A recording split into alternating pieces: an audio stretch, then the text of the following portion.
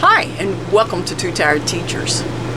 If you can hear a hum in the background, that's because our rooftop AC is now blowing nice cold air. And I was able to do that myself. This is not a how-to video. This is not suggesting anyone else do it. I'm just saying that when we were in Longmont, Colorado, and this went out, the repairman there was going to charge $150 to come out and then $150 an hour plus parts. So we're starting at $300 there.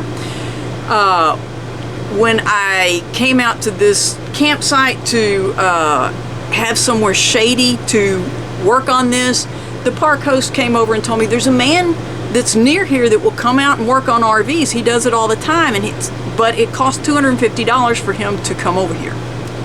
So that's why I decided to try and do this myself. And another reason I'm making this video is when I'm looking for help, the more videos I watch, the better. And so I'm putting this out there saying I did it. I'm not saying for you, not saying for you to, I'm just saying I did. So let's get to it. My best guess, based on what was happening, and what was happening is the AC would turn on, but that was it. The fan never blew, the compressor never kicked in. That's why it wasn't dripping condensation, because compressor never kicked in. And so my guess, and talking to a friend of mine who works on his RV quite a bit, we thought it was probably capacitor. But folks, while I was at it, I went on and ordered a thermostat and an overload protector for the compressor, so that I would have those things available if the capacitor wasn't the problem. Those are going back to Amazon. But, and another thing I learned from watching other videos is I put all of my tools and everything I thought I was going to need in a backpack so it would be easy for me to carry it to the roof with me. Something I added was I put a towel in there, and folks, that worked great. Our air conditioner is surrounded by solar. The RV is from ball to bumper is 2111, and we have 800 watts of solar on the roof. So thankfully we're just 7 feet wide. I put the slide in so that I could reach across the solar while I worked on it. So that made this a bit more challenging. But for hours, what I did was the cover on the Dometic air conditioner is held on by 4 screws, 2 in front and 1 on each side. Mine were Phillips head screws, so took that off, and you can lift that cover off.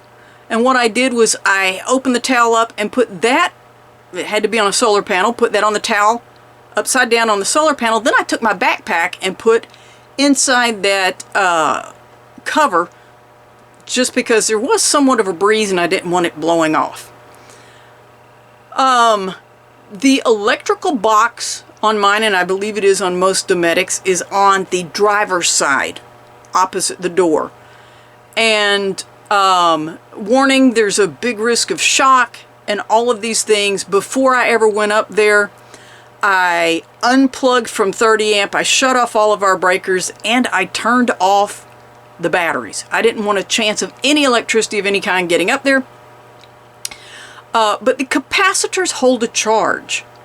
And so once I removed the electrical box, which for mine was a 5/16 nut, and it also had a straight screw head. So it was both of those, and it took me both of those to be able to get it off. And then it kind of has a little lip that catches on the back, so when you get it off, you kind of have to pull it up and then remove it. We have an Easy Start installed on ours, so some of the wire colors didn't match. Take a picture before you do anything else. Take a picture of the capacitor that you're going to be removing, so that you'll know where all of those wires go back, whether you need to wire that one or to help you wire the new one. Most of the wires had insulation around the connection that went on the terminals. I used insulated needle nose pliers to remove the ones that had insulation on the insulated covers on those connections. Then I used a screwdriver with an insulated handle and went between all three terminals. So common to fan, common to Herm, Herm to fan, and that pretty much, but you want to make sure that you're discharging your capacitor. I then tested, and my multimeter does not have something to test for the Herm, but I put it on the highest ohms, and one connection did nothing. I mean, it just stayed at 0, and the other one went up to, I think, 1.3. So the capacitor was bad. The physical size of the capacitor I got to replace it was different, but the rating, all of the numbers were the same, and that's the important part. But something I hadn't planned on, when my friend put the Easy Start on our air conditioner, he'd actually soldered one of the wires to one of the terminals. So I broke that off, not the terminal, but I was able to get just break where the solder was, and removed all the rest of the wires. And so then I had to come back down and look for wire strippers and see if I had any kind of connectors I could use. Fortunately, I did have one. And but I hadn't planned on stripping wires and doing things like that, but that was part of it for me. And so the other thing was, because the capacitor I was replacing it was shorter than the one that was in there, I then had to remove the bracket that holds the capacitor in down to the lower section and try and make it fit. Folks, I'm just telling you this because this all takes up time. And it was actually dark by the time I finished this. That's why I'm emphasizing this stuff. But and another thing is, then I started putting the connectors back on. The capacitor I took off didn't have labels. It was supposed to, and now I remember my friend saying that. But for mine, and I thought I remembered this from somewhere, brown is fan, white's going to be common, red's going to be Herms. That's the best I remembered, and so that's what I tried. Folks, the first time I came in, turned the air conditioner on, nothing happened. And that I had it wired like I thought it was supposed to be. So I go back up and I take all of the connectors off, and I'm trying to see how else I could wire it. Then, and this was something when I looked at the old one I took out, one connection only has 2 terminals. That's the fan.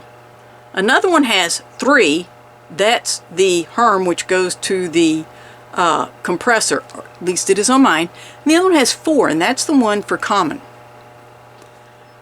So I started putting the connections back on, and what I realized was, and I think this is why it didn't do anything, instead of actually getting the metal parts, because it's a little clip that goes down over the terminal, and oops, hang on a second, let me see if I can show you this. Instead of actually getting the metal part over the terminal, I think I got it inside the insulation. So there wasn't really a connection there.